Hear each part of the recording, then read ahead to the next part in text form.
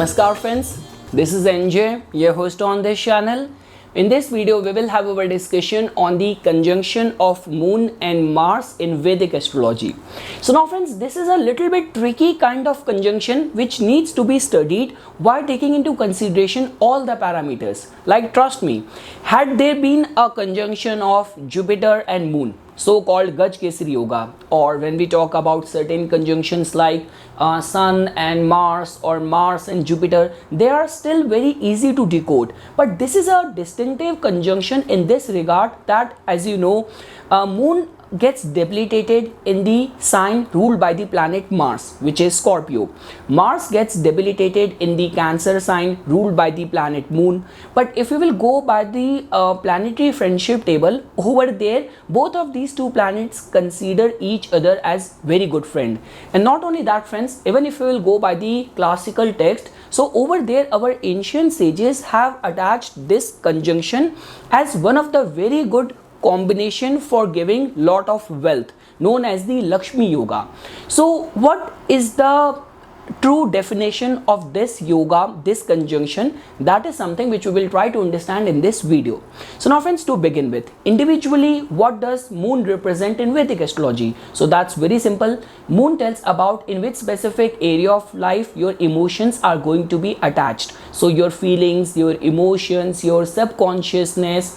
When we talk about the personality, so a lot many times I see astrologers looking at the ascendant or the ascendant lord. But friends, ascendant lord or ascendant is going to tell more about your health or your life path. But when we talk about the way you perceive the world, so for that not only you have to include in which house Moon is placed or in which zodiac sign, in which nakshatra, but also in which influence Moon is going to be present in your chart. Because when we talk about your tendencies, your habits, your behavior, all of that we get to know while looking at Moon's placement and its influence which it is receiving via conjunction with another planet. And also friends, like because Moon which represents travels, food industry, all sort of import export nature of business, all those people who gain because of their interest in agriculture, farming, gardening or travel business, artistic creative fields. So all these are the fields which we associate with Moon in Vedic astrology. And also friends, because it's Moon only whose dignity in the chart just tells about how much nourishment you are going to receive in this lifetime. Now this could be from your mother, this could be from any sort of relationship which you are going to have in this lifetime. And also when we talk about the prospects of fame, people generally attach Sun and Rahu for the fame prospects. But you have to understand this thing, that you can only be famous and you can only be liked by the world, by the masses, by a large group of people only if they can relate very well with you. And if you will find Moon to be in a strong dignity in your natal chart, so definitely people and the masses or your audience can very well connect with you or very well relate with you. And friends, certain distinctive astrological characteristics of Moon are that it is a feminine planet, it represents water element, it represents the the sattva energy, and it belongs to the trading or the commercial caste. Now friends, when we talk about Mars, so definitely Mars, which is the planet of your determination, your willpower, your fearlessness, it's Mars's placement in the natal chart only which tells about that in which area of life your energies are going to get exerted in this lifetime. And also friends, all the benefits which you get out of your engagement with the landed properties, how much support you're going to receive from your brothers, from your friends, so all those are the qualities which we associate with Mars in Vedic astrology. And also friends, like Mars which represents the masculine energy, so it represents the fire element, it belongs to the warrior caste in Vedic astrology. Now friends, when we talk about this conjunction, so let's try to understand this conjunction on three planes, on the sattva, rajas and tamas. So definitely if you will find this combination and its energies to be functioning in a very sattvic plane, so definitely it can give you a very strong determination, never say die kind of attitude in the life. Like, just because friends, moon is going to be coming in the influence of Mars, so the condition which has to be fulfilled is that if this combination is taking place in Kendra Bhava, in trine houses, then definitely it can give you a very strong willpower in order to attain or fulfill all of your objectives. Now friends, when we talk about the energies of this conjunction working on a Rajasic plane, so definitely over there it can make you very money minded, because I have already explained this thing, that this conjunction is considered as very good for the wealth related concerns. Like if you will find this conjunction taking place in your second house, in your ninth house, 10th house, 11th house, it can actually make you very wealthy, very rich, or it can make you very driven towards your commercial or material goals. Now friends, when we talk about the tamasic side of this combination, so definitely if you will find Mars to be agitated, so not only it is going to make you very quarrelsome, always restless, always getting into fight with people, very easy to get provoked, instigated, very impulsive nature, and also friends, because Mars also represents all sort of insatiable desires as well. So all those people who have very heightened sexual desires, or when we talk about criminal tendencies, or willing to go to any extent to fulfill your objectives, so those are also some of the tamasic side of the energies of this conjunction which you can find in someone's life. Now friends, before we will jump straight to the assessment of this conjunction pertaining to or specific to all the rising signs, let's just briefly try to understand that what kind of results you can expect if you will find this combination to be taking place in all the houses of your astrology chart. So now friends, starting first with the first house, definitely first house which has a say in the overall functioning of your life. So this combination can actually make you very driven, very confident, very go-getter in the life. Now friends, try to understand this thing.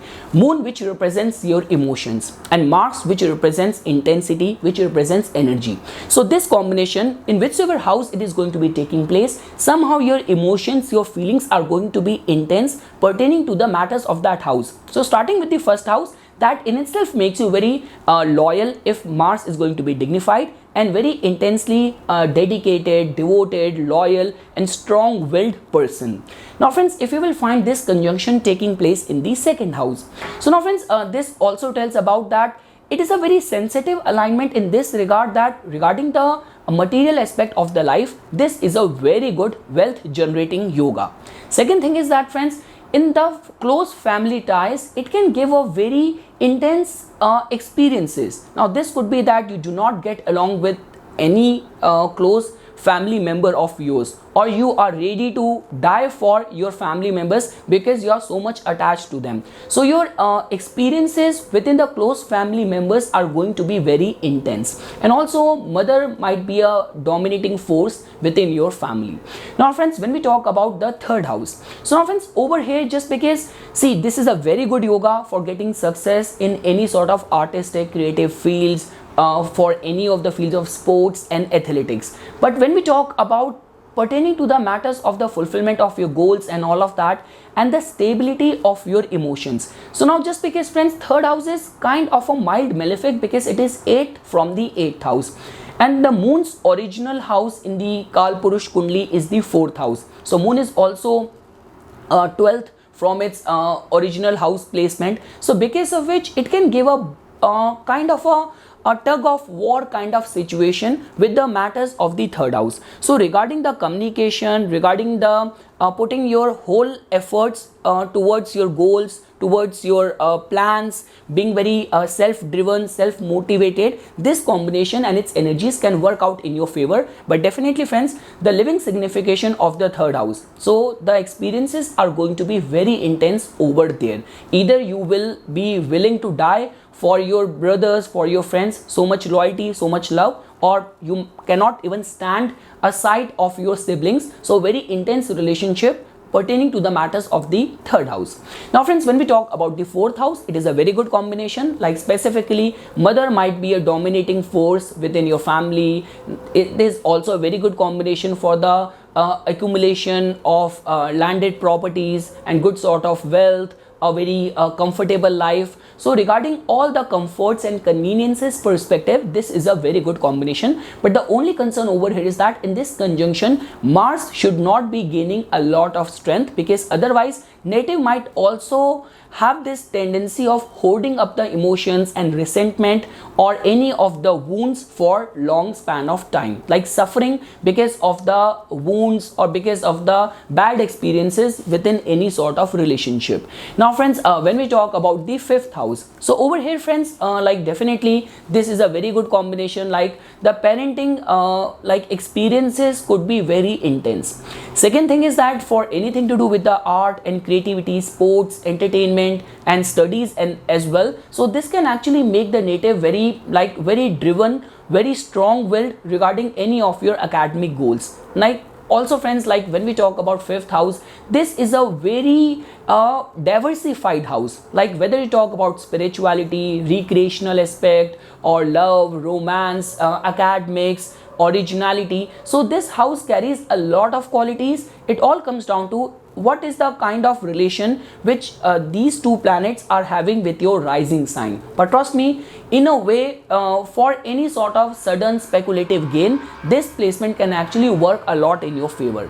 Now friends, when we talk about the sixth house, so this is a kind of a sensitive alignment both for Mars and Moon. Now definitely if you are going to be being in a profession where there is a lot of competition, becoming a lawyer, becoming a cop, like always being at guard of any threat, any challenges, always alarmed. So regarding any sort of competitive situation and excelling in any competitive state, this placement can actually work as a blessing for you. But when we talk about the general peace of the mind or harmony, over there this is a kind of a sensitive alignment, because the daily life situations, circumstances, daily running around of the life of the, like the way we have to manage our household, we have to be focused on paying our bills on time, giving attention towards our health and fitness. So while managing all the daily chores, native might have to face the heat. If you will find Mars gaining more strength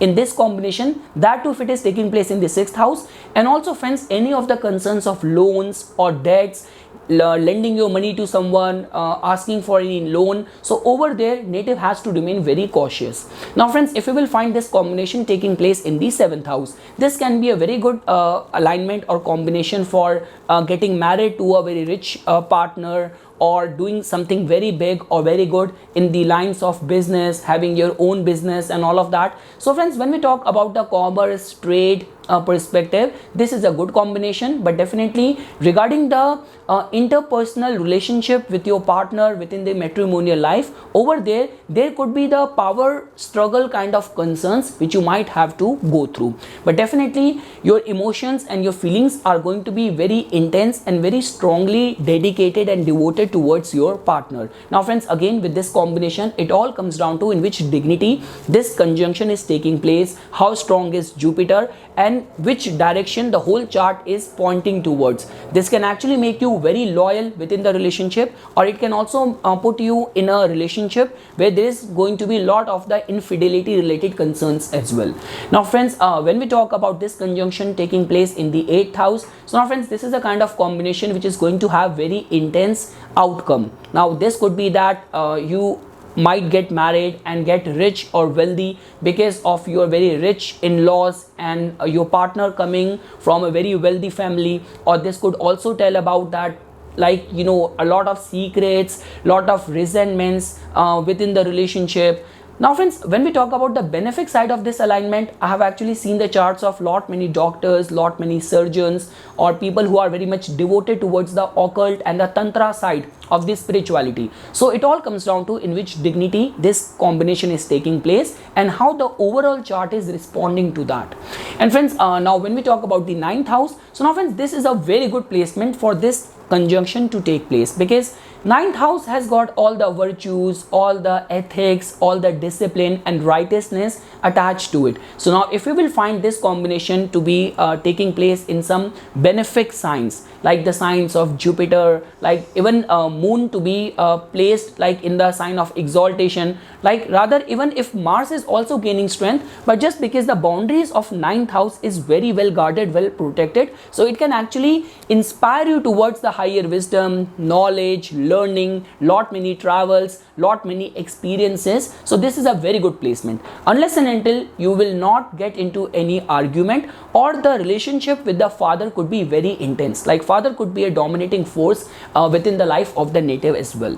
Now friends, this conjunction taking place in the 10th house is one of the very good combination, one of the very good yoga for attaining success in your professional sphere, being very strong-willed, very competitive, very driven, getting the support of right set of people. So because of your fearlessness, you will definitely rise and get good success in your professional life. Now friends, combination taking place in the 11th house also has got a very good results attached to it. First of all, it can make you very ambitious, it can also make you very goal oriented. Regarding the attainment of the wealth and the huge sum of money, this placement can be seen as a very good sign. And also friends, like native is definitely going to have a wide circle of friends as well, might have a lot many hobbies as well. The only vulnerability is that friends, if the overall chart is indicating towards a frivolous, a very a life devoted towards the open relationship and all of that, then over there it can give multiple partners. Now again, with that said, it also comes down to the culture, the community, the tradition to which a person belongs to. But definitely friends, regarding the wealth aspect, a very goal oriented approach perspective, supporting friends perspective, this is a very good combination. And lastly friends, if you will find this conjunction taking place in the 12th house. So now friends, this is a kind of a placement which you have to take with a pinch of salt, because your moon, your imagination, your thinking pattern has already gone to a hidden house, and with the Mars's influence over there, I don't know whether you are going to have realistic enemies or not, or you will just be battling with your own imagined fears, your imagined enemies. So this can actually give rise to lot many concerns of hallucination or unknown phobias and all of that. So now friends, it all comes down to in which dignity overall chart and the planetary alignment is supporting this alignment. Now definitely this is a very good alignment for taking some very serious spiritual vows. It is a very good combination for doing very good in foreign land. Like I've seen lot many people who have traveled to so many countries, like well traveled people, people who have like import export nature of business, and they have their businesses or commercial interest,